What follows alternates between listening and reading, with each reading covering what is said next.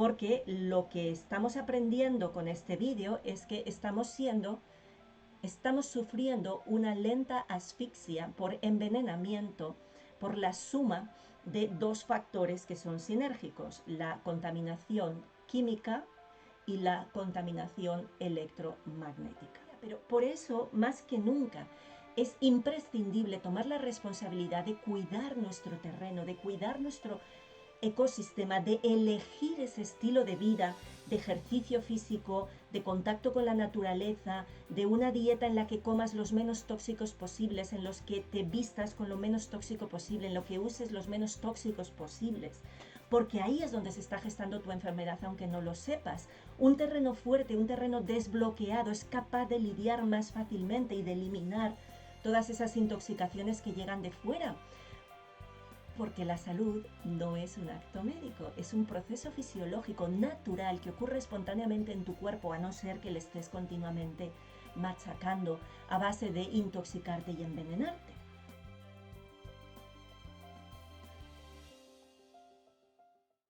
Muy buenas, soy Ana María Oliva, ingeniera industrial, máster en ingeniería biomédica, doctora en biomedicina, con tesis doctoral sobre el estudio de campo eléctrico sobre células.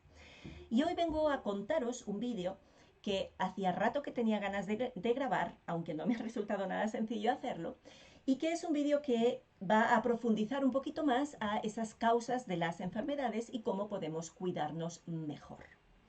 ¿Vale? Entonces ya sabemos que las cosas no siempre son como nos cuentan y hay algunas piezas que yo creo que este vídeo nos puede ayudar a conectar, aunque muchos probablemente ya lo sepáis. Me ha costado mucho hacer este vídeo porque tengo la tendencia a irme boom al detalle de las cosas y quería que fuera un vídeo sencillo de entender, a la vez que, pues como siempre, altamente científico. Entonces, en este vídeo lo que voy a hacer es explicaros por qué la causa de casi todas las enfermedades está conectada con la contaminación química y electromagnética ambiental. Y bueno, pues eso nos da la pista de qué debemos hacer para cuidarnos mejor, porque ese es el objetivo, que aprendamos a sostener la salud, porque la salud es algo que se construye desde dentro. No es algo que vaya a venir alguien a dármela. Es algo es algo que es el estado natural del cuerpo.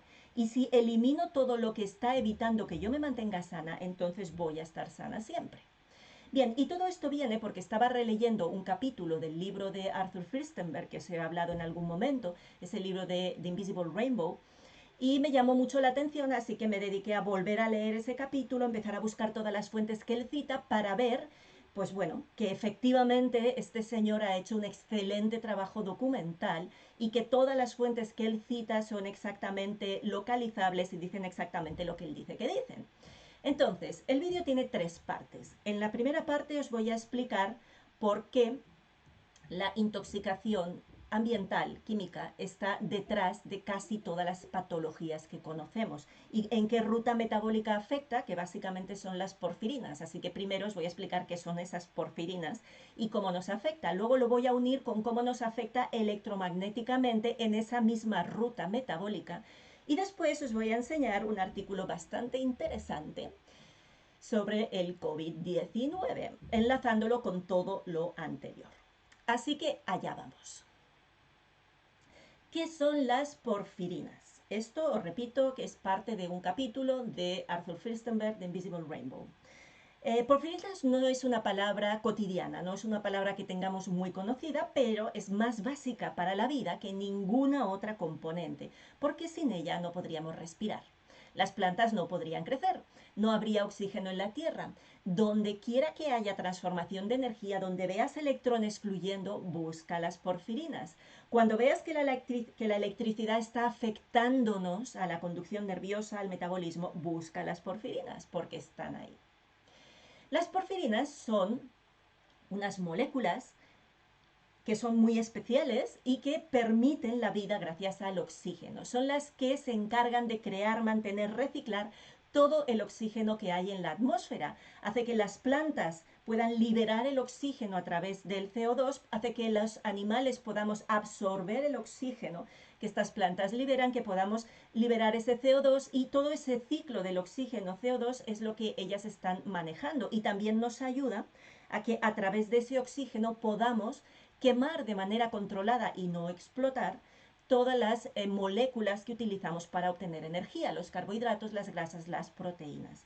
Son moléculas enormemente reactivas y que por eso son grandes transformadores de energía, son muy afines a los metales pesados y también se hacen tóxicas cuando se acumulan en el cuerpo. Y cuando se acumulan y se hacen tóxicas, entonces le hemos bautizado a esa condición como porfiria, que, dice Arthur Firstenberg, que no es una enfermedad como tal, sino un envenenamiento debido a la contaminación ambiental.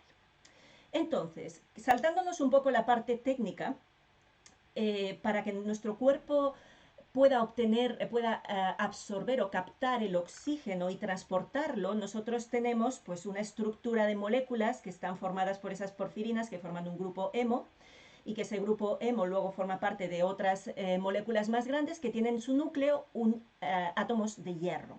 Entonces, esos átomos de hierro son los que en función, esa molécula en general, vamos a decir, en función de las condiciones ambientales, sobre todo del pH, pues hará que el oxígeno se quede allí o salga, ¿vale? Y esto es lo que nos permite transportar el oxígeno de un lugar al otro y utilizarlo. Entonces, para poder fabricar este grupo hemo, que es el que es capaz de oxigenarse y desoxigenarse, a partir de estas proteínas que son las porfirinas, hace falta una cadena de producción de 8 etapas, con 8 diferentes enzimas, que las enzimas son esas sustancias que nos permiten hacer reacciones químicas, ¿vale? Entonces esto es como una gran cadena de montaje. Hay 8 pasos y en cada uno de esos pasos intervienen unos precursores, unas sustancias y unas enzimas.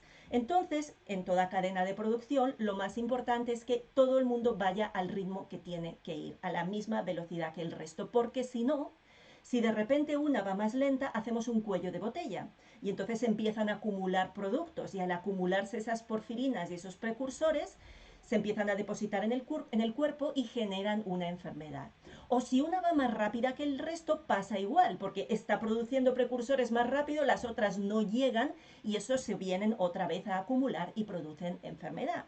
¿Qué enfermedad pueden producir? ¿Qué síntomas puede tener esa porfiria? Pues interesantemente, esa acumulación de porfirinas se le llama porfiria. Entonces, esa enfermedad llamada porfiria puede tener muchísimos síntomas. Si se acumulan en la piel, vas a tener lesiones cutáneas desde muy suaves hasta muy graves y vas a tener sensibilidad a la luz desde muy suave hasta muy grave. Si se te acumula en el sistema nervioso, pues vas a tener enfermedades neurológicas y si se te acumulan otros órganos, pues las enfermedades correspondientes, ¿vale? Y cuando uno tiene porfiria, pues muchas veces se detecta en orina un color más oscuro. Entonces, hasta donde podamos leer en los documentos médicos en general, la porfiria se considera una enfermedad rara, una enfermedad genética severa y muy poco frecuente. Y en muchos casos se la considera un imitador, palabra que a mí me hace mucha gracia, y que lo que significa es que es una enfermedad que es capaz de imitar muchas otras patologías. Voy a volver después a esta expresión porque es realmente sorprendente que una enfermedad imite a otras enfermedades. ¿No será que tienen algo en común? No lo sé. Pero bueno, en general parece ser que los pacientes de porfiria se sienten mucho peor de lo que aparentan y por eso muchas veces los consideran pacientes psiquiátricos. Y a alguien quizás también le resuena esto. Entonces, ¿dónde empieza la conexión entre las dos cosas que estoy diciendo? Por un lado, estas porfirinas, esta ruta metabólica que nos permite absorber el oxígeno, y por otro lado, lo que he dicho de que la causa de la mayoría de las enfermedades que estamos viendo ahora puede estar conectada con la intoxicación química. Bien, entonces Arthur Firstenberg nos cuenta que en los años 40 aparece una gran contradicción, porque hay muchos químicos sintéticos que se sabe que son veneno, pero después de la guerra, una de las cosas que nos quedó como legado fue la capacidad de fabricar de una manera muy sencilla, muy barata, todos los productos derivados del petróleo que pueden sustituir prácticamente cualquier otro producto imaginable. Y se nos vendió una vida mejor a través de la química. Entonces empezamos a utilizar estos productos derivados del petróleo para fabricar fibras con las que nos vestimos, con las que dormimos, productos con los que lavamos nuestra ropa, nuestro pelo, nuestros platos, productos con los que limpiamos nuestras casas, con las que aislamos nuestras paredes, con las que nos bañamos, con las que emmoquetamos nuestros suelos, con las que rociamos los cultivos, incluso a nuestras mascotas, incluso a nosotros y a nuestros hijos, productos con los que conservamos los alimentos, revestimos nuestras cazuelas, empaquetamos las verduras, humedecemos nuestra piel e incluso nos perfumamos. Y todo eso está hecho con químicos sintéticos. Entonces, en los años ya 50, el doctor Theron Randolph puso en marcha la llamada medicina ambiental, y es que era muy necesaria porque la escalada de envenenamiento era tan grande que no podía ser ignorada, a pesar de que en las facultades de medicina no se estuviera explicando y que la medicina convencional no estuviera haciendo caso. Por eso tuvo que crear como una subespecialidad ahí dentro. El problema es que se le puso un nombre que para mí es terrible porque es un eufemismo pero muy feo, que es la sensibilidad química. A todos aquellos millones de personas que lo que estaban era envenenados. No es que fueran sensibles, porque parece que la sensibilidad química es algo que es incluso culpa tuya por ser tan sensible. Pero no, era puro envenenamiento, y ese envenenamiento y la repercusión fisiológica, según Arthur Firstenberg, tiene otro posible nombre: porfiria. ¿Por qué? Bueno, pues porque esas enzimas de esta ruta metabólica de 8 pasos en los que se construyen esos grupos capaces de absorber el oxígeno, esos grupos hemo, están entre las moléculas o los elementos más sensibles del cuerpo a las toxinas. Lo he comentado antes, que son muy afines a metales pesados también. Y la porfiria, dice Firstenberg, es por tanto la respuesta a la contaminación ambiental, y era muy rara en un mundo no contaminado, era muy rara antes de los 40, 50 en los que empezamos a tener tantos productos químicos. Pero en un mundo intoxicado como el nuestro, como el que vivimos ahora, esta ruta metabólica de la porfirina está siempre estresada, en algún grado, dependiendo de dónde vivas y cómo vivas. Y solo las personas que tienen un terreno muy fuerte, niveles altos de enzima, pueden tolerarlo mejor. ¿Vale? Entonces luego el autor hace una explicación muy larga de diferentes científicos a lo largo del tiempo que han ido hablando de la sensibilidad química múltiple y de la porfiria como lo mismo. Voy a saltar hasta el 90, en el que el doctor William Morton se dio cuenta de que la porfiria era el mal llamado síndrome de sensibilidad química múltiple, y que, claro, eso tenía que tener una causa química que pudiéramos detectar. Entonces, o eran las químicas de los farmacéuticos o eran los químicos ambientales. Y obviamente los químicos ambientales sintéticos ordinarios están mucho más extendidos en el ambiente moderno. Solo tienes que mirar tu casa, tu despensa y los productos que utilizas de limpieza. Esto mucho más extendido que los farmacéuticos. Entonces él dijo: estos productos ordinarios, que están tan bien aceptados en nuestra sociedad, deben ser los principales disparadores de los ataques de porfiria, la mal llamada sensibilidad química múltiple. Entonces Morton propuso que esta enfermedad extraña, sensibilidad química múltiple, era en muchos casos idéntica a una o varias formas de porfiria, y al testar a sus pacientes, que es lo primero que hay que hacer, pues vio que el 90% de ellos tenían problemas en esa ruta metabólica, en esas enzimas de la creación de la porfirina. Y también descubrió, cosa interesante, que muchas de las personas con sensibilidad electromagnética también tienen una disfunción en esas enzimas o en esa ruta metabólica de las porfirinas, y que por tanto las dos sensibilidades podían ser manifestación de una misma enfermedad. Y Morton, el doctor Morton, fue muy valiente, porque en aquel momento la porfiria solo se diagnosticaba cuando había casos muy severos, y que por tanto, bueno, pues la excreción de porfirina en la orina o en heces era muy grande. Y Morton de alguna manera nos trajo de vuelta una porfiria que puede estar presente en forma crónica con síntomas relativamente suaves, mucho más abundante de lo que parecía. Y la principal causa son los químicos sintéticos y los campos electromagnéticos que contaminan nuestro medio ambiente. Pero ahora estamos en la parte química. ¿Vale? Entonces, dice el autor que las porfirinas son importantes porque están jugando un papel en las epidemias modernas, en los problemas de corazón, cáncer, diabetes, que es lo que afecta a la mitad de la población mundial. Bien. Entonces, Szent-Györgyi, luego veremos, un poquito más adelante veremos qué tipo de enfermedades se pueden asociar a estas porfirinas o a esta porfiria. Albert Szent-Györgyi, que es uno de los autores, de mis autores favoritos, postuló en su momento, sabéis que fue ganador del premio Nobel, postuló la idea de que las proteínas son semiconductoras. Detrás de él ha habido algunos científicos, desgraciadamente no tantos, que han ido siguiendo sus pasos a nivel de investigación y que empezaron a estudiar las porfirinas desde un punto de vista electrónico.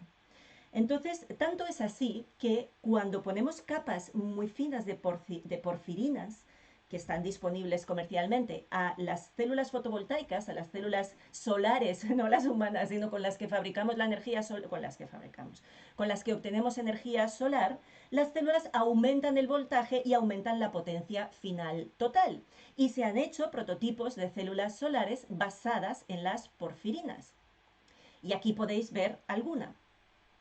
Si hacéis una búsqueda, por ejemplo, que ponga prototipos solares de células solares basadas en porfirina, pues vais a encontrar un montón de documentación sobre ello. Y las propiedades que hacen que estas porfirinas sean adecuadas en electrónica son las mismas que nos hacen estar vivos.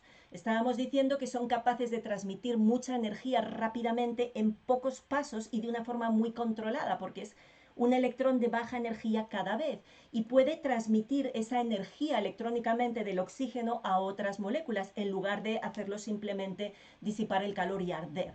Por eso la respiración es posible.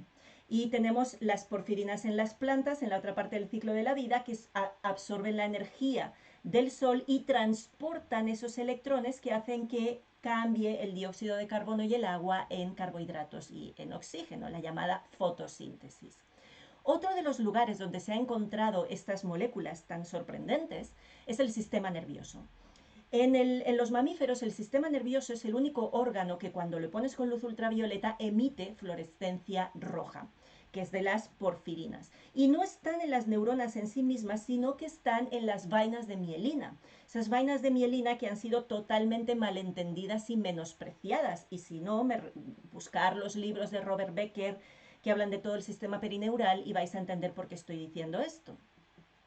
Cuando las personas están sanas, cuando las células están sanas, estas vainas de mielina tienen porfirinas en un complejo con zinc. Y esta composición es crucial.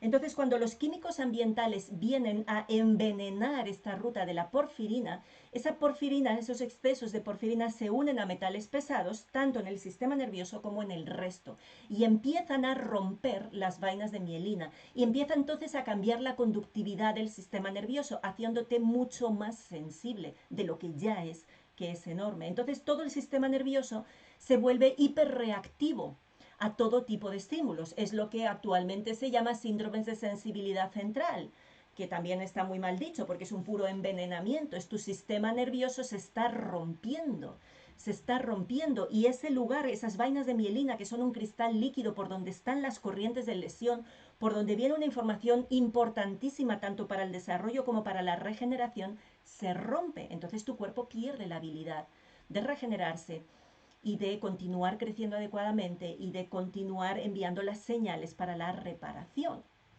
Entonces, los tóxicos químicos que estamos viendo que rompen esa ruta metabólica que es básica para el oxígeno y por tanto para la vida, los tóxicos químicos y los electromagnéticos son sinérgicos, luego veremos cómo, y ambos rompen esa ruta de la porfirina, llevan acumulación de porfirina, hacen que también encima se una a otros metales pesados que forman parte de la misma contaminación y se vayan depositando en el cuerpo. Y hacen que la mielina se rompa y hacen que los nervios sean más sensibles a todo, incluidos a los campos electromagnéticos. Y esa acumulación de porfirina, insisto, puede hacer que la mielina, ese revestimiento de los nervios, no se sintetice y deja los nervios desnudos. A alguien le sonará el nombre de una enfermedad en la que los revestimientos de mielina se rompen. Entonces, todo se vuelve absolutamente hiperreactivo. Os voy a mostrar ahora una publicación interesante. Esta es una publicación interesante en la que nos habla de la intoxicación por plomo, cómo afecta a la síntesis de la porfirina y a la mielina periférica. Si alguien quiere, la puede buscar, está en el CBI. Y en esta otra publicación también habla mucho de las porfirias. Este es un autor interesante que habla de está citado en bastantes sitios, que habla de la porfiria, la describe muy bien todo esto y nos habla de las diferentes rutas metabólicas. Es bastante pedagógico, o sea, muy bien explicado este artículo. Y nos habla de cómo algunos de los síntomas de la porfiria son exactamente idénticos a los síntomas de la intoxicación por plomo. Y ahora viene la segunda parte, que es la relación entre esos campos electromagnéticos y esta misma ruta metabólica y esta misma enfermedad. Sabemos que la fabricación de ese grupo hemo por las porfirinas se puede bloquear, inhibir o descomponer o no hacerse de forma óptima por muchos químicos tóxicos, pero no por la electricidad. La electricidad no va a inhibir ese proceso enzimático, pero sí que lo que hace es interferir en el trabajo que ese grupo hemo está haciendo, que es precisamente permitir que el oxígeno haga la combustión controlada de la comida. ¿Por qué? Pues porque los campos electromagnéticos reducen la actividad de esas grandes moléculas en las que está ese grupo hemo, esos citocromos en los que está ese grupo hemo, de la manera más simple y más sencilla de entender posible. Ese campo electromagnético hace una fuerza que hace que los electrones vayan a una velocidad diferente. Hace que en vez de los electrones, que es lo que está generando toda reacción química, es una danza de electrones, esos electrones que se deben estar moviendo a una determinada velocidad, hace que se cambie esa velocidad. Entonces, ¿qué es lo que está haciendo? Pues normalmente disminuir la velocidad a la que todo ese proceso está funcionando. Y os lo quiero mostrar. Aquí tenemos un artículo que habla de los efectos no térmicos de los campos electromagnéticos a las frecuencias de teléfonos móviles. En este caso habla de la mioglobina, pero lo que te está diciendo es que cambian la manera en la que las proteínas se pliegan, y al cambiar eso, esos plegamientos de las proteínas, mirad, aquí tenéis una porfirina, no es que la Wikipedia sea la fuente de información más precisa, pero bueno, la manera en la que se pliegan las proteínas, vaya, ahora no me sale aquí ninguna.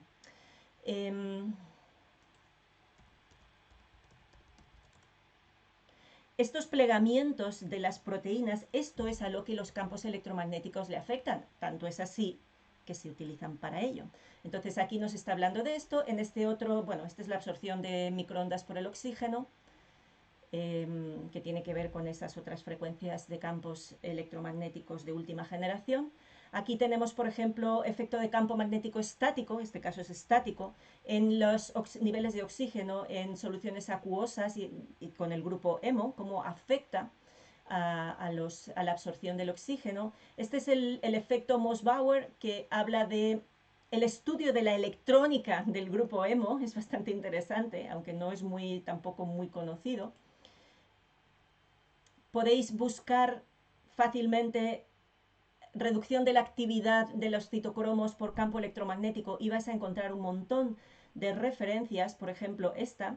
Aquí tenemos eso, cómo el GSM, que es la primera generación de tecnología móvil, afecta a la citocroma oxidasa, es decir, a la actividad de esta ruta metabólica a nivel cerebral.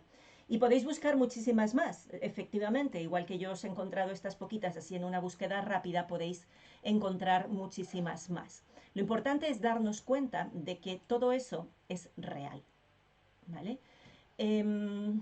Entonces, tenemos que darnos cuenta de que cada uno de nosotros estamos afectados por todo esto. Estamos afectados por esos químicos ambientales que hemos aceptado en nuestra vida como si fueran beneficiosos en nombre del progreso, y por esta lluvia invisible de radiaciones que está penetrando en cada uno de los tejidos de nuestro cuerpo, haciendo que nuestro metabolismo sea más lento, que estemos ligeramente con menos oxígeno del que deberíamos tener, es decir, estamos menos sanos y menos vivos que si no estuviéramos rodeados de estos campos electromagnéticos artificiales y de toda esta contaminación ambiental. Y es una lenta asfixia debida, insisto, a la contaminación ambiental y electromagnética la que está causando la mayor parte de los problemas que tenemos hoy en día. no hay escapatoria porque estamos rodeados de ello. Entonces, sí o sí, el riesgo que tenemos hoy en día de desarrollar enfermedades es mayor que hace un siglo y medio. Por eso, más que nunca, es imprescindible tomar la responsabilidad de cuidar nuestro terreno, de cuidar nuestro ecosistema, de elegir ese estilo de vida, de ejercicio físico, de contacto con la naturaleza, de una dieta en la que comas los menos tóxicos posibles, en los que te vistas con lo menos tóxico posible, en lo que uses los menos tóxicos posibles. Porque ahí es donde se está gestando tu enfermedad, aunque no lo sepas. Un terreno fuerte, un terreno desbloqueado es capaz de lidiar más fácilmente y de eliminar todas esas intoxicaciones que llegan de fuera. Porque la salud no es un acto médico, es un proceso fisiológico natural que ocurre espontáneamente en tu cuerpo, a no ser que le estés continuamente machacando a base de intoxicarte y envenenarte.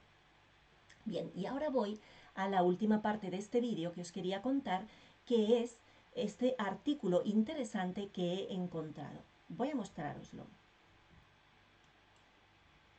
Es un artículo muy interesante, lo podéis buscar por este nombre, COVID-19, la hipótesis de una porfiria aguda.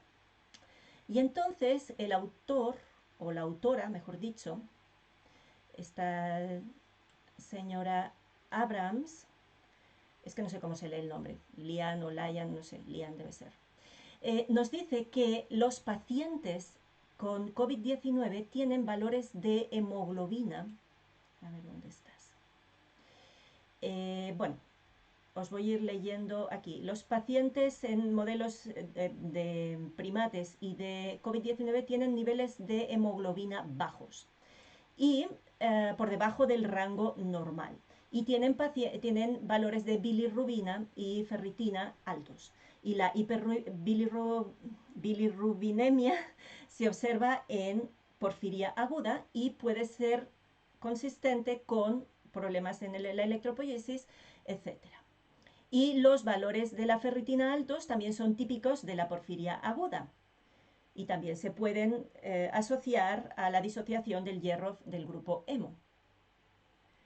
Bueno, la autora continúa que la síntesis, ya la sabemos, está exquisitamente controlada por estas reacciones enzimáticas del anabolismo, de la creación del grupo hemo, y que si se regula mal el primer paso, pues vas a generar producción de precursores en exceso y vas a tener lo que se le llama un ataque de porfiria, ¿vale?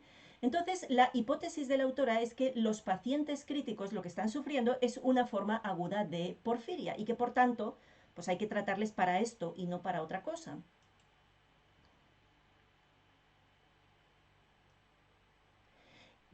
Y aquí viene otra vez esta mágica expresión. El SARS-CoV-2, en este caso, está hipotéticamente imitando a un envenenamiento extremo por plomo. Y los dos son ejemplos de un ataque agudo de porfiria. Entonces, esto a mí me resulta muy interesante cuando te dicen que una enfermedad presuntamente vírica está imitando un ataque de plomo. Y yo me pregunto, ¿será que está imitando o será que es? Porque cuando algo es idéntico a otra cosa, vamos a ver cómo un virus va a estar imitando una intoxicación por plomo. ¿Será que no es más bien simplemente una intoxicación por plomo? No sé, se me ocurre pensar eso. Aquí está hablando de pues algunos de los síntomas que puedes tener, síntomas que amenazan a la vida, efectivamente. Síntomas neuroviscerales, incluyendo dolor abdominal, vómitos, constipado, estreñimiento, debilidad muscular, síntomas mentales, dolor en las piernas, en la cabeza, en el cuello, en el pecho, hipertensión, taquicardia, convulsiones, pérdida sensorial, fiebre, parálisis respiratoria, diarrea. Bueno, tiene tantos posibles síntomas que por eso me llama mucho la atención que simplemente digamos que algo imita a otras enfermedades. Bueno, no lo sé, mi mente quizás es muy rara, pero yo me entiendo que si algo está imitando a otra enfermedad, quizás es que es esa enfermedad, porque no me puedo imaginar a un virus imitando otra cosa o a una enfermedad imitando otra cosa. En verdad, es un concepto que es extraordinariamente mental, racional, para mí no tiene ningún sentido, ¿no? Entonces aquí dice hay una hay un overlap, hay una superposición de síntomas también con los del COVID-19 y que los síntomas extrapulmonares son significativos, pero que no se han estimado suficientemente, incluidos los gastrointestinales, etcétera, etcétera, por el hyperfocus, por el estar totalmente enfocados en los síntomas respiratorios. Dice, de los pacientes de COVID-19, 36,4 tienen manifestaciones neurológicas, incluyendo dolor de cabeza, mareos, incidentes cerebrovasculares, conciencia aturdida a veces, pérdida del control autonómico de la respiración también y neuropatías como parte de la porfiria, de los ataques agudos de porfiria. En fin, bien, este es un artículo que yo recomiendo de verdad que, bueno, pues aquellos que os interese la ciencia, que lo miréis, porque es bastante interesante el hecho de que, bueno, pues resulta que estamos viendo que hay algunas enfermedades que imitan intoxicaciones por metales y por contaminantes de todo tipo, que esta intoxicación, este envenenamiento se le puso un nombre en su momento. Y pues quizás estamos poniendo el foco en el lugar incorrecto, echándole la culpa a otras cosas cuando la causa no es que la tengamos delante de nuestras narices, es que la tenemos encima de nuestro cuerpo todo el rato por elección propia. Entonces, si has entendido lo que te quiero transmitir en este vídeo, decide. Decide qué quieres hacer con tu vida. Toma responsabilidad en todo aquello que sí puedes hacer.